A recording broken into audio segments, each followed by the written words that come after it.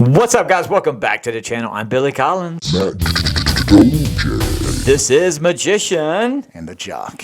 Guys, we have back in the studio today Mr. David Price. First time was so nice, we got to do it twice. Got to do it twice. Price, baby. That's right. Oh, I like that. Twice the price. Price is right. Hashtag thumbnail. The price is right. There's also a thrice, by the way. So that also rhymes. So three Isn't that a times. university? Three times as well. That's a university, right? What's that? Thrice? I think that's rice, but I'm not sure. Thrice. Rice. Thrice sounds like somebody with a lisp. Thrice. I go Didn't he play college thrice. ball or something? Yeah, that's right.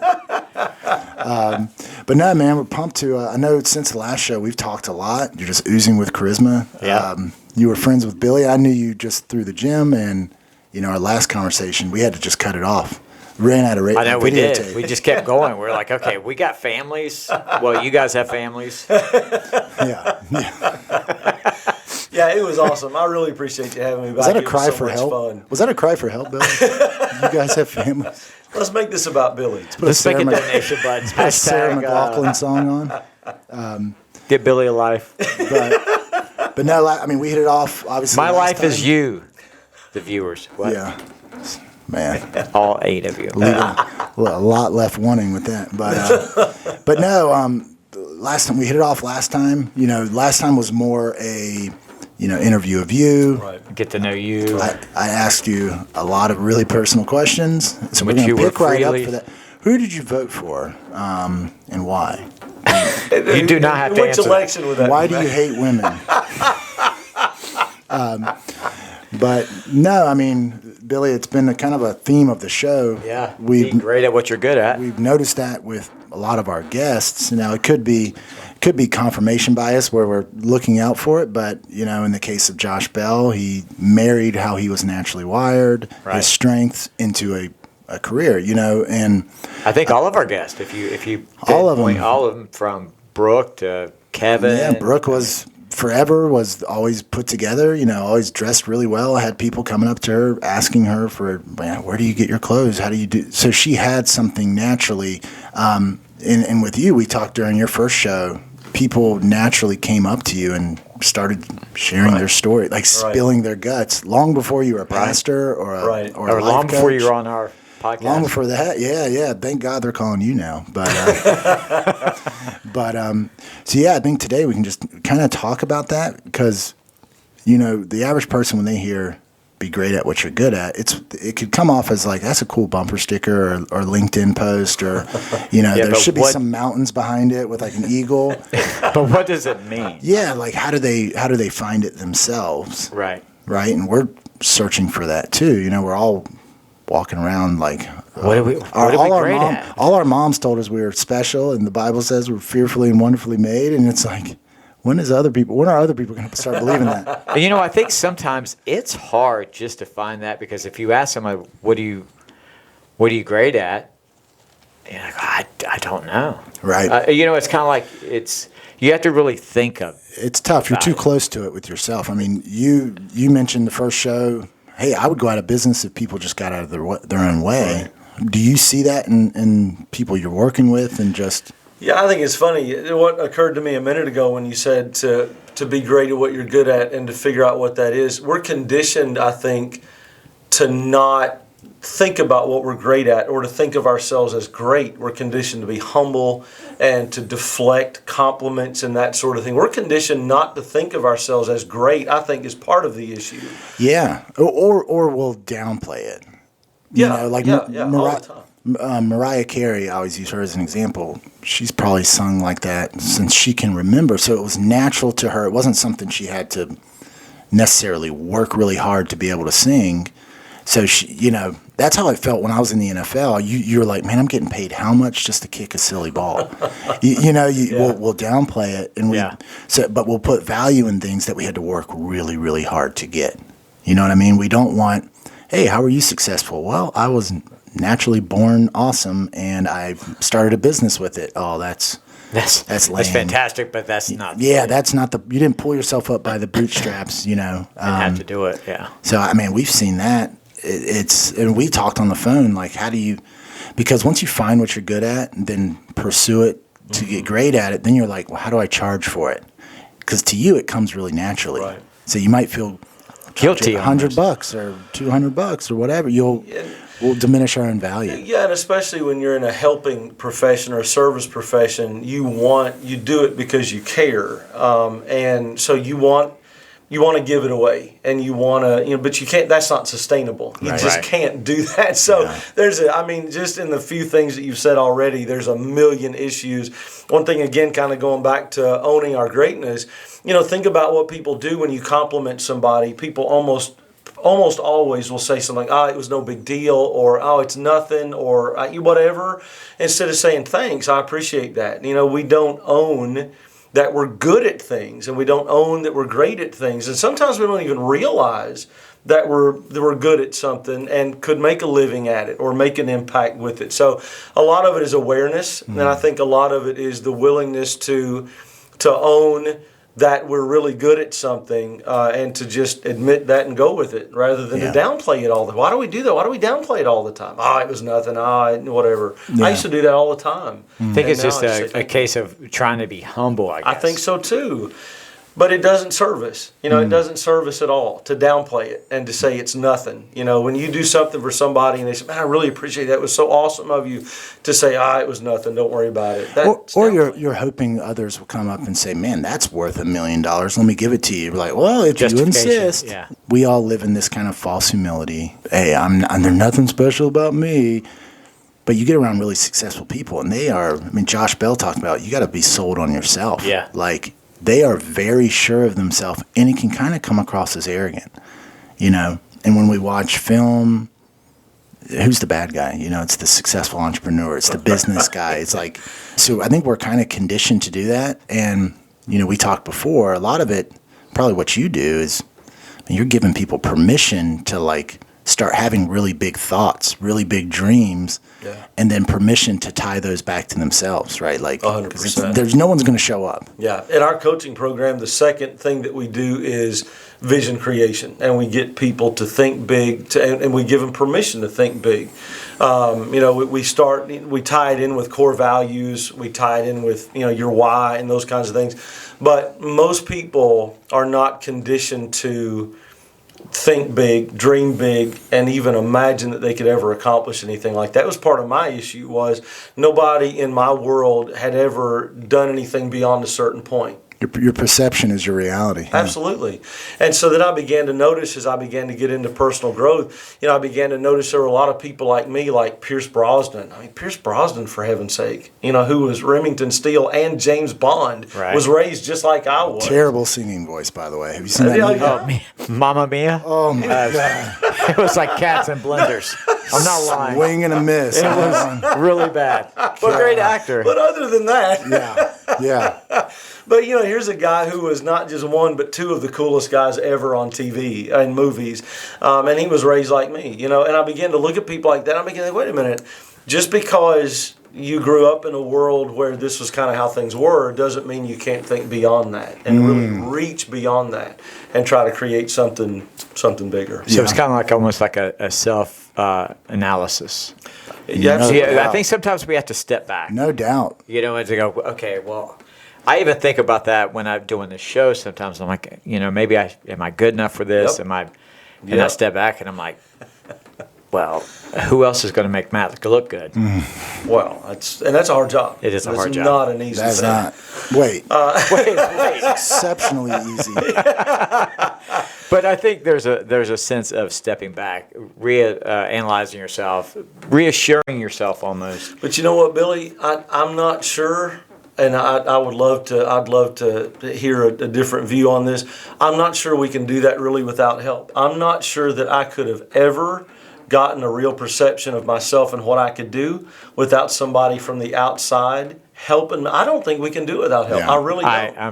I totally don't. Whether it's you're reading the Bible and God's telling you that you can do something different, or it's a friend, or it's a book you read. I listen to podcasts all the time about people who are doing big things and telling me that I can do big things. But I'm not sure we can ever get there without at least one other person going, I agree with you. Man, you got something in there. Let's get it out. Yeah. Yeah. I think it helps. I guess it depends where you're going to get the help from. You mentioned, hey, I read this book. Was it the Success University? University of Success. The University of yeah. Success, Yeah. and that little thing shifted. Basically, what you're saying, you're going to have to seek the answers. Become self-aware, but don't live in that. Yep. Thoughts are a great servant, terrible masters, Yep. and also you have to. It's kind of crazy, but you have to actually think, man, I think this could be, something could be different. I remember I started. I can't remember how old I was, but I had a revelation. I'm like, why the hell do I believe what I believe? Is this true because I've seen it with my own eyes and experienced it? Or am I replaying, I call the videotape in my head, Yep. and think this is the way it is? Mm-hmm. You love your parents, awesome. But at the same time, you have to, what does the Bible say, like, break away and become your own man. Right. And it wasn't saying everything my parents taught me was wrong. But if it's not serving you, you don't, at least test it. And if it's something it's okay to question. You should. And that's 100%. Sometimes even when I tell my kids something, I'm like, I just feed them a bunch of bullshit. It's like, do I even believe it myself? Yeah. So I mean, I think it's fine to question certain situations. But it was weird because for a long time your parents are like, they're the original Google. Yeah. You know what I mean? Yeah. If you needed the answer, you just went and asked your parents, and that will stick with you forever. So you can get help from the outside, but you can also have hurt from the outside too that did more harm than good. I mean, how many parents do you see spoil their kids because they want them to live a better life than they did, and they raise spoiled brats that no one likes, that struggle for the rest of their life, and they were dying for discipline. You know what I mean? Yeah. So it can go both ways. And I think that, I agree with both spectrums of that, because I think sometimes when we do something, get out something great and move forward and do what we're supposed to be doing, we give so much credit to others. And I'm not knocking any people or any spiritual, but, I was watching this one show, and the guy it was a tattoo show. And the guy was giving him a tattoo, and the guy in the chair was very spiritual. He said, I was a drug addict and everything. And he said, I turned to God, and God got me through it. Mm-hmm. And the guy that was giving the tattoo is like, that's great, God, but don't discount yourself. Right. Because you had to actually go through trials and tribulations to get through that. Yeah. So don't discount yourself. And I think by giving the credit to others, and helping, it might almost discount what you have done, what you've accomplished. Or what if all of a sudden that other isn't there, and you're like, oh no, if it's all external, you have to take some personal responsibility. But I think part of being a believer, and you can talk to this, being a preacher for God knows how long. He does know, over 30 years. Yeah, seriously. But you probably, there's a lot of believers, God is so external, depending on their relationship with their dad. He's either a mean kid with a magnifying glass burning the ants, or he's this loving, or he's weak, or whomever. I think that God could shake us and say, look, I created you, right? So that means we have those characteristics in and of ourselves. Right. So it's not hey, we want to create this unhealthy, dependent relationship on it. It's more like, no, get out and do it. You've got it all. But that's kind of my take on it. I love that. Yeah, I mean, the Bible says that we're made in the image of God. And, one thing that we teach is the Bible says that life and death. He's a good-looking man. Think he has a come-over? Got to. That life and death. He's got to. Life and death are in the power of the tongue. And, God created the universe with his words. Right. We're made in his image. Our words also have creative power. Huge. And we have this power within us. And so, a lot of times I'll see people quote, and I was talking about this in my Bible study video today on Facebook, but a lot of people will use the verse where Moses tells the Israelites, as they're being pursued by the Egyptians, that stand by and watch the salvation of the Lord. Be silent, he will fight for you. And a lot of people take that and apply it to all of life. And they say, just sit there, and God's going to take care of all of it. Right. When God is saying, wait a minute, I gave you my image. You're in my image. You've got all this power. You're a believer. I've given you the Holy Spirit. You're going to sit there and watch me handle it. Right. And I've given you all of this power. You want me to do all the work? You want me to do it? And I've given you all the ability. Or not all the ability, but I've given you so much ability. But again, I really think that most of us are incapable of getting outside of our own head and even knowing all of that. Because that programming you were talking about, I didn't realize that the thoughts I was having weren't necessarily true. I thought because I'm thinking it, I think I'm incapable. Who knows me better than me? I am incapable. Until somebody came from the outside and said, question your thoughts. Like Harv Eker says, don't believe a thought you think. I think Socrates said said the height of intelligence is to be able to hold a thought and not believe it's true. Yeah, and with that being said, about pulling the greatness out of you, Right. I hate to give him credit because Please he's don't. going to say I'm Please going to don't. simp, but if it wasn't for him, sometimes, I mean, he pulls. You can simp on me, man. Oh, it's okay, but it got if I simp on a woman. But, you know, he'll be like, hey, look, man, you're really good at that. You know, or he'll help me come out. And I'm a firm believer in surround yourself with people that are going to raise you up instead of bring you down. Yep. And that, I mean, we talk about that all. You're the average of your 5 friends. So, Yeah. Crab mentality. you know, when you're talking about, hey, you need help, it's not necessarily, there's not going to be a millionaire from the next door that's going to come by and, man, you're amazing. But a lot of times, if you just start surrounding yourself with those people by osmosis, you're basically seeing a different videotape, right? You're seeing a different, and it's the whole nature versus nurture, like how much of us is predetermined genetics, how much of it is how we were raised. Generational. But we have no control over our genetics. What we have control over is what we do with it. You mentioned pulling the greatness from outside of you. The first step is believing there's a greatness actually in there, like that you have the And that's what capacity most for of us don't greatness. do. Most of us don't really believe that. Well, especially if you don't have any evidence of it. Right. Yeah. If you're in a dead-end job or you're overweight or all this stuff, you know, Oh, God. you know, He just described me 100%. I mean, if you're wearing like a black T-shirt and with a pink thing, but you know what I mean. You don't have. It's believing everything around us. You know, this might be controversial, but Neville Goddard talks about this and talks about the biggest characteristic that God has that we have is imagination, right? To be able to imagine something greater than where you're at. The human experience is tough because of all of the quote-unquote animals in the animal kingdom. I don't see myself as an animal, but we are not comfortable in our environment. Why? Because we can create our own environment. Yeah. So that means we're uncomfortable. Your dog's comfortable. Feed them. The lion and every animal, they are perfectly in tune, whether they're getting hunted or doing the hunting. For us, you're perpetually uncomfortable. I mean, that's why really successful people are still striving for more success because the environment they created is bigger than what they have right now. And I remember hearing that, and it blew my mind because it's a little so earth-shattering. true. It's so Like true. surreal. But you know that you're talking about imagination, Matt. I think that most people, and I think most people are afraid to imagine because my motto was for many years, I'm not going to get my hopes up. That way I won't be disappointed. I'm not going to think big. That way I won't be disappointed. The fact was I was living That is in perpetual. inspiring. I was living in perpetual disappointment. That's one of those. That's all thi- I ever had. That's one of those things you're talking about. Outside people. If you say that out loud, someone's going to be like, "Why?" You know what I mean? I do. But I you've would been saying keep it to yourself. You've been saying it to yourself. But most people do not see themselves as capable of something big. They'll look at athletes or millionaires, billionaires, whatever, celebrities, and think that's great for them.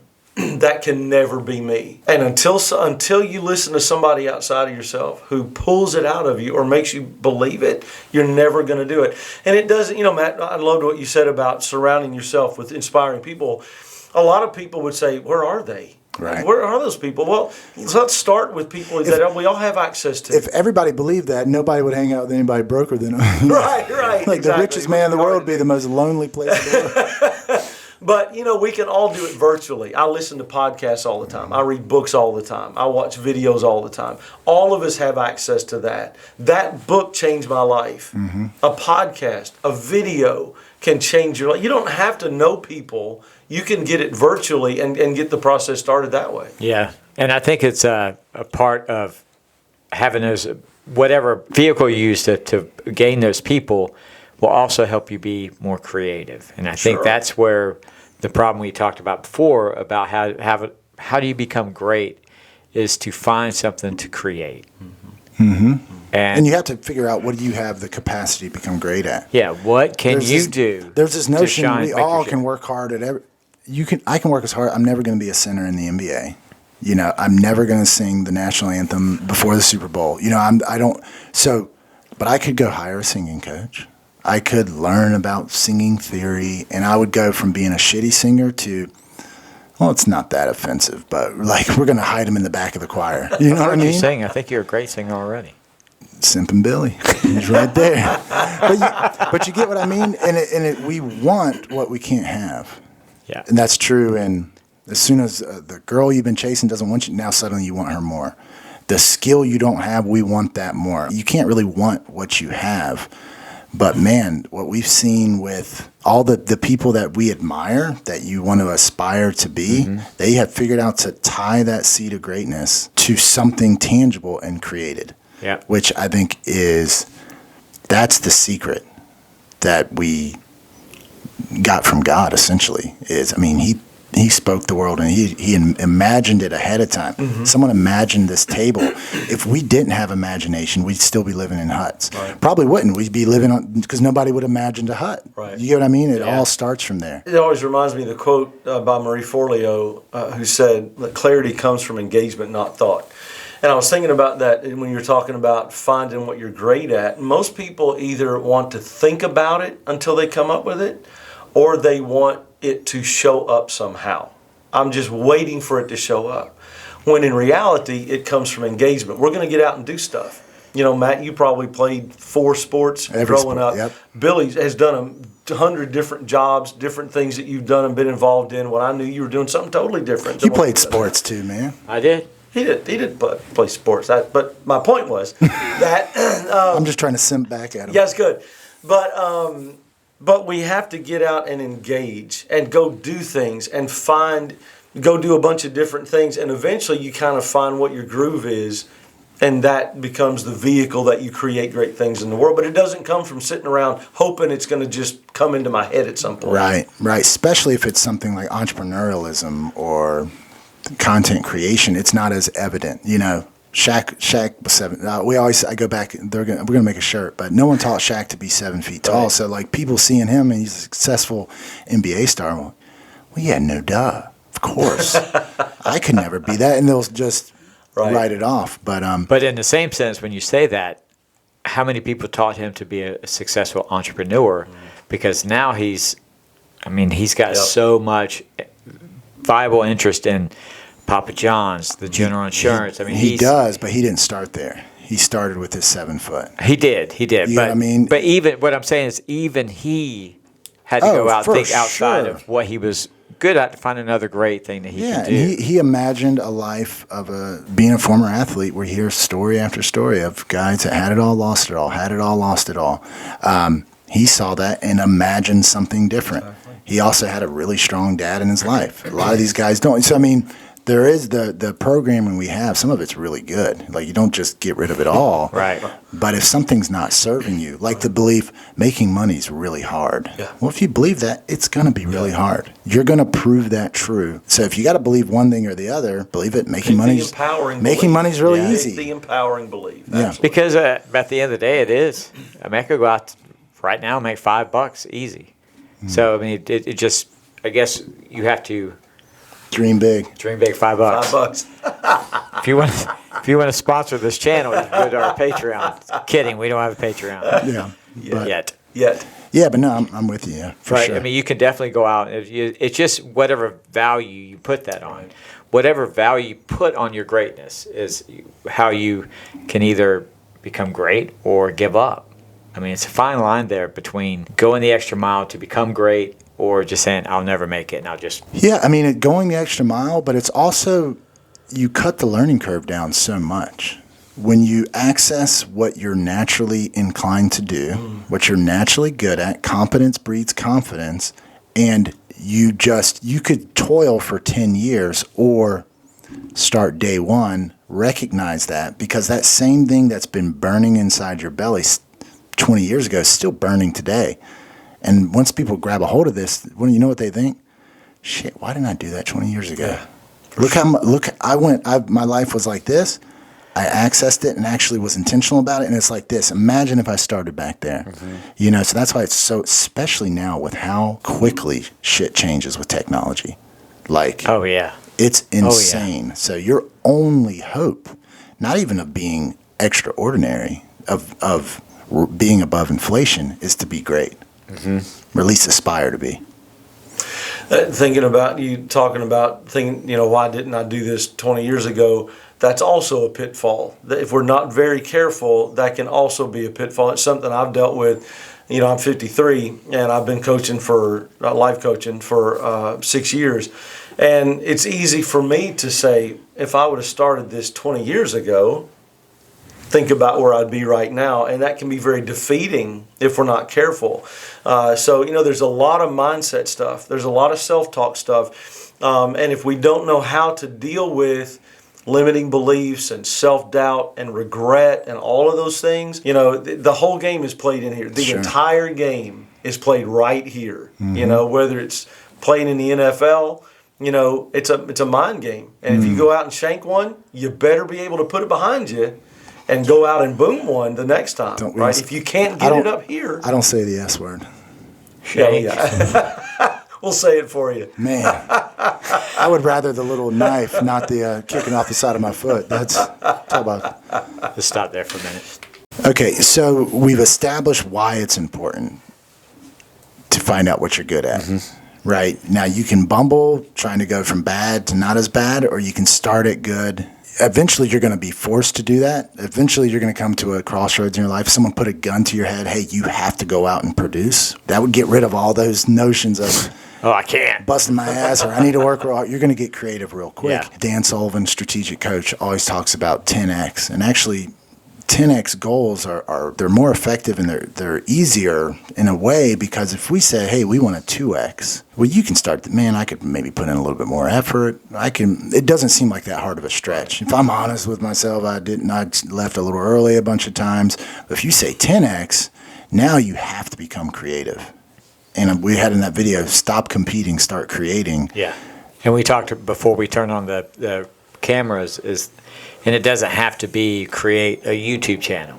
It could be anything. It could be like create a book or you're creating your environment where you want to be. I mean, you talk about dream boards and all. You're basically creating a different reality, You have to. If you're going to get anywhere, you've got to have the destination in mind. Just like I was helping my wife my wife took a business trip and helping her with the GPS this morning and that kind of thing. If you're going to use a GPS, you got to put the destination for it to be effective. You've got to know the destination, and so that's why it's so fundamental to have a vision, to make sure it's consistent with your core values. To have a personal mission statement. This is who I am and what I'm doing in the world. And to have all those things aligned and to have the vision out there to know what you're trying to create. If you're not, you're just bumbling around and stumbling and you're not getting anywhere significant. You've got to have some sort of clearly stated and regularly connected with vision. You just have to. A football team marching down the field knows exactly where it's going. They're not looking around going, well, maybe we could go up those stairs or maybe we could go back this way, or they're going that way. And they know where it is. And it's very clear. And the less clear it is, the harder it is to get there. But that's what most people do. You ask most people, what are you trying to create? Who do you want to be? What's the big thing that you want to have happen the next 10 years? I don't know. I want to, pay the rent. Like Jim Rohn said, there's a big one for you. You want to pay the rent? That's it? Rent. That's all you want to do? I'm going to do it next month, too. Come on, man. Come on. And probably the month after that. I have goals. Which those things aren't bad, those granular things. They have to be done. Right. But guys, understand it starts with kind of this desire for something else. It could be that vague. As you start moving towards it, it starts getting clearer and clearer and clearer.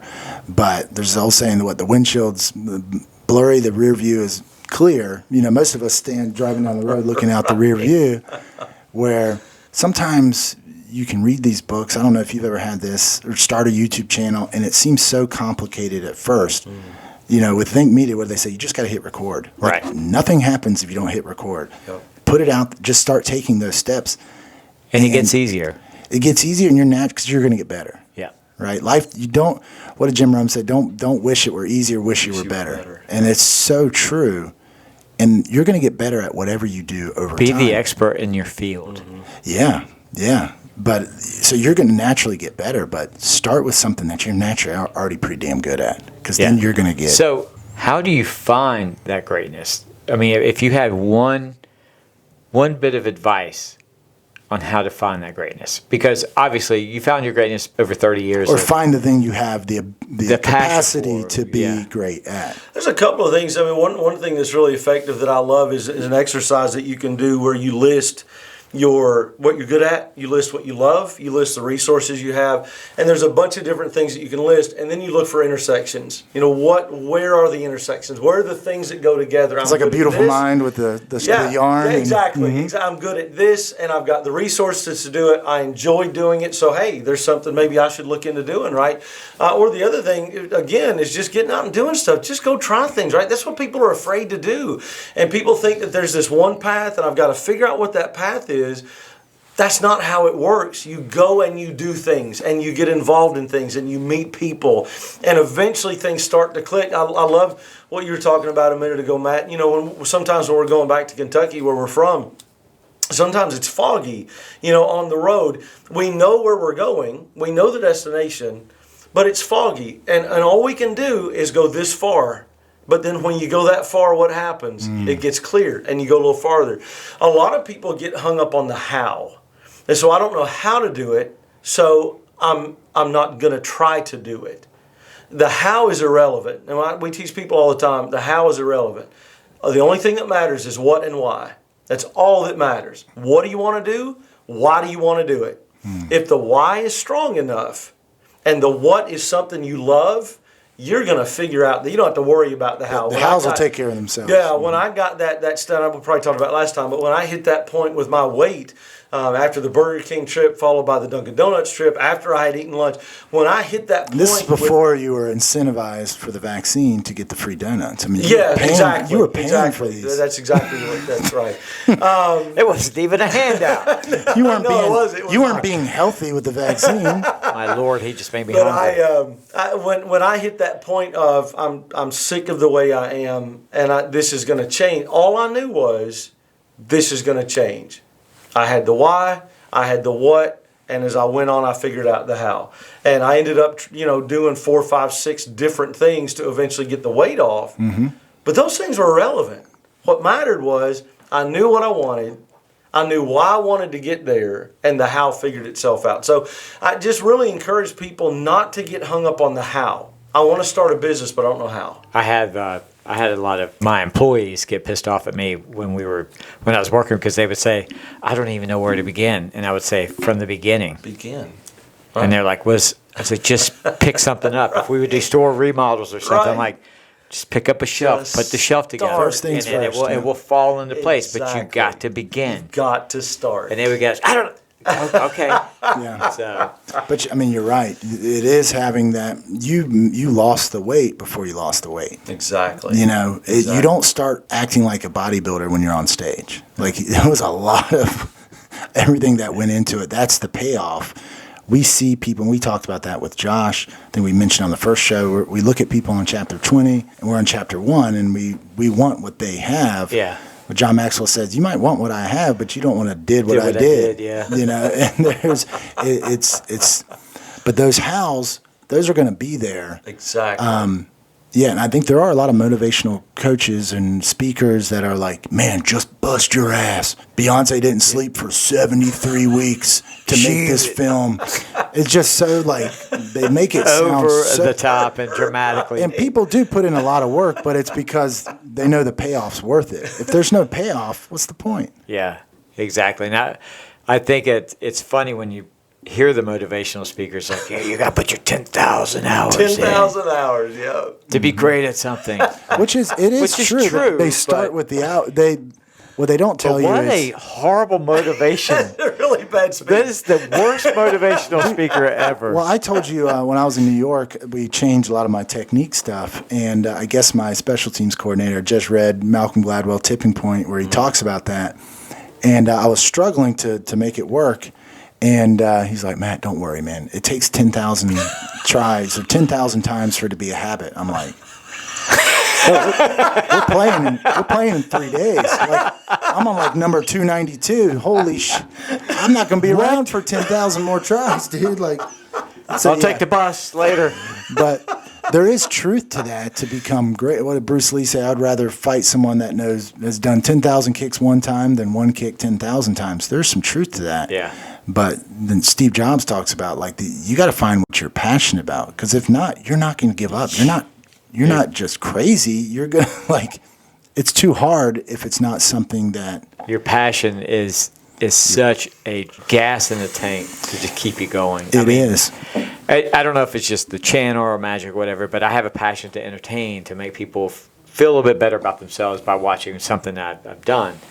And it just, that drives me no matter what we do or what I do. Yeah. I mean, it's just, that's my passion. Well, to start a YouTube channel, you have a desire. Again, passion, a lot of people talk about that. Passion, if you look it up, it's an uncontrollable emotion. So passion is kind of fleeting. If we're looking, it's like love. Like, you don't always feel in love, But the crazy thing is, once you get better at something, you start liking it a lot more. Yeah. Because people start patting you on your back. Like, we don't just upgrade every time because it's because people have made one comment. Man, they're noticing the difference. So it starts to grow, and now it doesn't feel like work. It's like, because you're focused on that payoff. But how do you help people? Because people listening might say, all right, this sounds great, but they're talking about being the next Zuckerberg, or I just want to live a good life. I don't want to make flower pots. I love my neighborhood. But I think it's still vitally important to find what you're good at and get great at it, just because of the personal it's the rewards. self-satisfaction. It's so how do you help people kind of dig that out? We were talking before about, people who come to us are in one of two places. They don't have any clue what they want to do. They just know they're really unhappy where they are. I don't like what I'm doing now. Don't like what I'm doing now, but I got no clue what I want to do. Or they've got this burning desire to do something, but they either don't have any idea how to do it, or they have no self-confidence. And it's interesting, everybody falls into one of those two camps that comes to us for help. And so, we start with, the first thing we start with is taking 100% responsibility. That's job number one. You got to take 100% responsibility for your life and everything in it. Everything, every outcome, every reality, every part of your environment, you're responsible. I posted something like that today. We're all self-made, but only the successful people will admit it. It's easy to, I'm self-made, millionaire. But if it's like, no, I'm a self-made broke person. Right. That doesn't have the same ring to it. When your life's in the toilet, you want to look around and figure out who all is to blame for that, or what the circumstances are, right? Instead of taking responsibility and saying, okay, this is what it is. Now what am I going to do about it? Not that you create every circumstance. I didn't make my dad die when I was 7. A lot of people, it's not their fault they're broke, or whatever it might be. What is our responsibility is, okay, here's the situation today. What am I going to do about it? And until a person does that, nothing else matters. There's nothing else you can tell a person. And so that's one of the first things we talk about with coaching people is, are you willing to take responsibility? Are you willing to say, from this point on, it's on me? If you're not, I can't help you. We just can't help you. You've got to take responsibility. So it does start, we don't want to be stuck in our own brain and mind forever, but it does start internal at first. It's got to. Because then the next thing you're going to tell them is, you're responsible moving forward too. Right. So you better. It sounds like blame, and it's really important to not let it go that direction. It sounds like blame. You're to blame for the way your life is. Don't talk about blame. We never use the word blame. We stay away from the word blame. What we're talking about is the good news. It sounds like bad news. You are responsible. It's good. It's great news. Suck it up, sweetheart. Because if I'm responsible, that means I can do something about it. Right. And everybody can. Right. Everybody has the ability to move things forward. You can either change the circumstance or you can change your attitude about it. Everybody has one of those two options. It all starts with change, though. You got to do something. And I think speaking it out, too, like you said in the last, don't be afraid to tell people, hey, this is what I want to do. And the beautiful thing about that is, you're talking about, Matt, the things working themselves out. You begin to attract, when you speak it, you begin to attract people who are going, hey, I'll help you with that. Hey, I've got this resource. I've got an idea, right? As long as we keep quiet about it, because we're afraid of failing, nobody knows what we're doing. But when I call Billy, hey, Billy, I really, really want to get on some stages and speak. I just want to let you, because I know you know people, Billy, I just want you to know about that. then Billy, now it's on his radar. Billy's going to call me up one day and go, hey, somebody's looking for somebody to speak. If I keep quiet because I'm afraid Billy's going to laugh at me, I never get that opportunity. And that's another thing I was going to, don't be ashamed. Wait, you want to be on the stage? You want to be on stage? Exactly. What a loser. There's the thing, it's like, don't be ashamed of what you, like, you know, when I'm out in public and stuff, I wear our merch and stuff, and I tell people we have the podcast and stuff. We tongue-in-cheek and joke around about it, like, but I'm proud of it, so I want everyone to know. But it's also true. Yeah.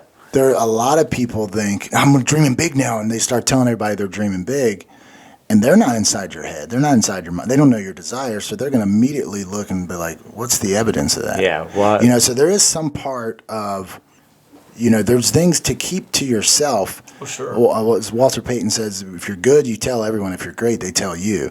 So there is, we weren't going around, you should listen to our podcast. Well, what is it? Well, I really want to start one. You know what I mean? So like, yeah, we put your head down and do it. Yeah, and then they'll start. Then you do have to get the word out, Actually, and eventually, come up to us. Aren't you guys on the podcast? that did happen. We were at somewhere the other night, and some girl was talking to Billy, as always. Really?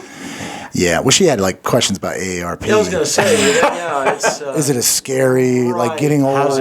What's it like? Right. Like, how are you dealing with such an How do you early deal with back bedtime? pain and that sort of thing? But she had a magician in the jock, koozie. Yeah, that's so cool. Yeah, so she came up and she's like, "You're a bartender?" I said, "Yeah," and we have our own YouTube. No, I said Well, he's no, a yeah, famous yeah. YouTube influencer. That's what. Yeah, and she was like, "What?" I'm like, "No, really." And then we started talking, and it was like, "No, we have magician and the jock. I'm the magician. He's the jock. It's a self-help business style podcast." And she's like, "Magician and the jock?" I was like, "Yes." And she picks up her. She's like that. Oh she had my one of our koozies. Goodness. Superstars. I saw you posted that, I think, or she posted And she something. blew her about nose in it. I'm like, merch. okay, Yeah. Yeah. it's cold seafood, whatever. It was kind of like she didn't ask us to sign it though.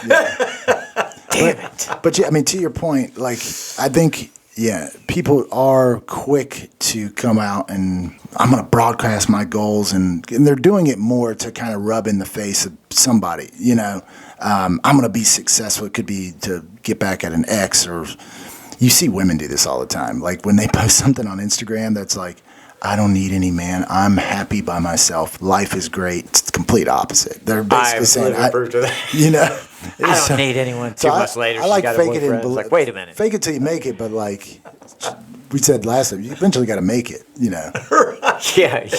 or at least take steps. Stop to it. faking. Like, you can't BS yourself. No, I think that's, being open about it, and you are going to deal with haters.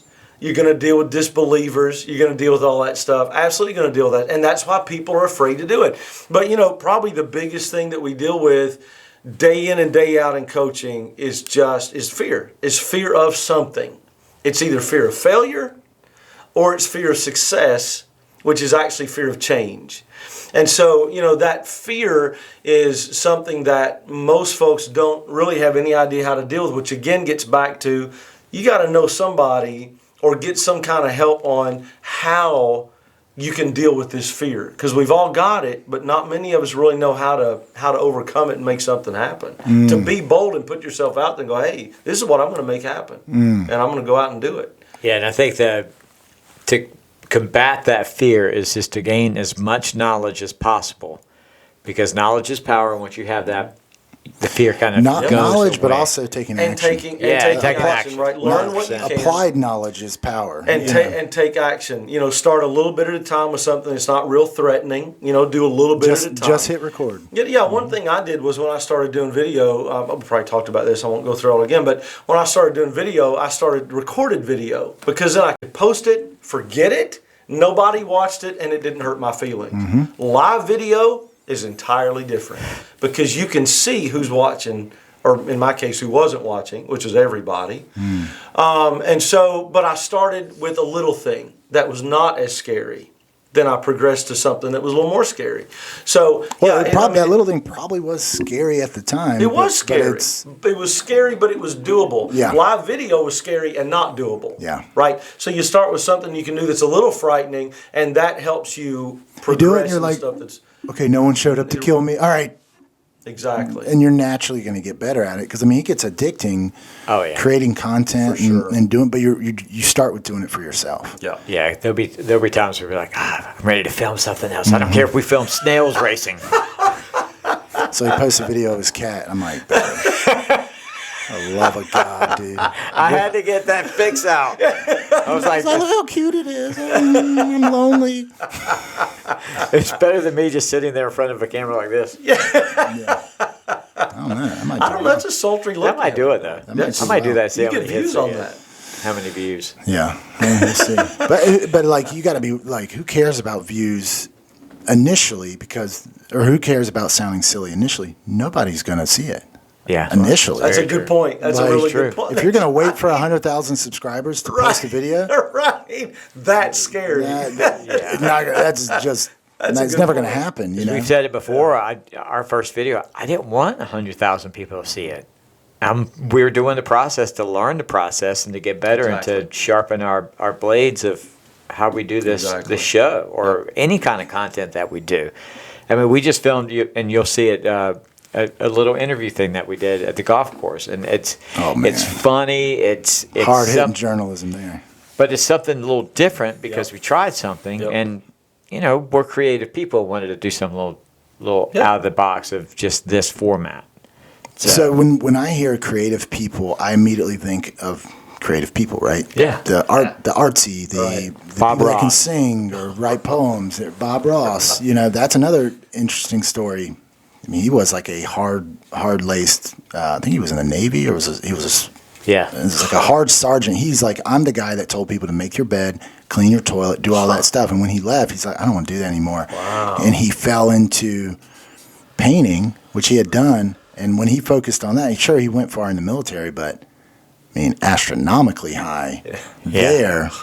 So yeah, it's you start studying guys, people that you want to aspire to be like, because you'll see their life is like, oh, that didn't work, that didn't work, that didn't work, that didn't work. That worked really fast, but you have to go through all those that didn't works. Mark Cuban said, you just need to be right the last time. Yeah, it is very trial and error in anything you do. God, no matter, I mean, from kids touching the stovetop to... I mean, that's how kids learn. Yeah. Like my son, I don't know how he doesn't have brain damage, dude. Like, he has hit you. I have a new appreciation for 90-degree angles in my house because he's just doom, doom. No. But he just gets up and now he can walk. Like, if he was terrified of ever doing that, he never would have done it. I mean, the Bible talks about childlike faith. Like, those guys are creating their environment every single day. And that's what I mean by being creative. Like, create something, anything, because everything around you, somebody created, right? Look around every room, every product in here right you now. said this table. Every product in here right now made somebody rich, except those koozies. But the people, What made somebody just not us rich? the company that created those, someone said, man, there's people out there that want to be able to create a koozie, but they maybe only I'll make a company, they can just put their logo in there and print it, and now that person's a millionaire, right? So it's everything around you. Stop overcomplicating what it is you do, right? Like the perfect job's gonna if I just had that job, but I mean, I was in the NFL and I was miserable. Like, had no fulfillment from it. I liked parts of it, was really cool, but the actual what I was doing, it was tough. And that on paper, if you're looking at my life or let's find evidence of success, you're going to circle, highlight, X, that's the one. It But still wasn't the end all be all. it showed that me. made you Matt Dodge. Right. It showed me, like, hey, you want to make a lot of money. Trust me. Like, you want It to. is Well, nice. They say that in Wolf of Wall Street. I've been a rich man. I've been a poor man. I choose rich every time. You want to do that. But also that money, in how you're getting it, plays a lot into it. You have to say, here's what I want. Here's my desire, and here's what I'm willing to give up to get it. Most people just start with number one. They go watch The Secret and think, if I think of a red Corvette, it's going to show up. That's cool, but if you don't take action towards it, man. But it's amazing, that idea of the imagination. Like, I'd never thought of that. Because you think of imagination, you think of your kid talking about the spaghetti monster or something silly. Man, just think of every... Wait a minute. That's not real? No, it is. Oh. Perception's reality. But you get what I'm saying? Yeah, no, 100%. Dave, any last words before we wrap this Before up? we shoot you. Oh, I didn't know there was a shooting. I had no idea that was. That was kind of dark. That was in the cards I there. apologize for my friend. No, I've been around. We need enough, clicks. That's for sure. We need clicks. Yeah, I was just the action thing. I think is a big one. And one thing just I was thinking about while y'all were talking is alignment. Again, we start with values, core values. I have 3: family, spirituality, and growth are my 3 core values. And everything that I do from there, from mission to vision to goals to action, it all has to be aligned. When a car is out of alignment, it doesn't drive well. When your spine is not aligned, you've got a real problem. And when your actions and goals and all that are not aligned with your values, you've got a real problem.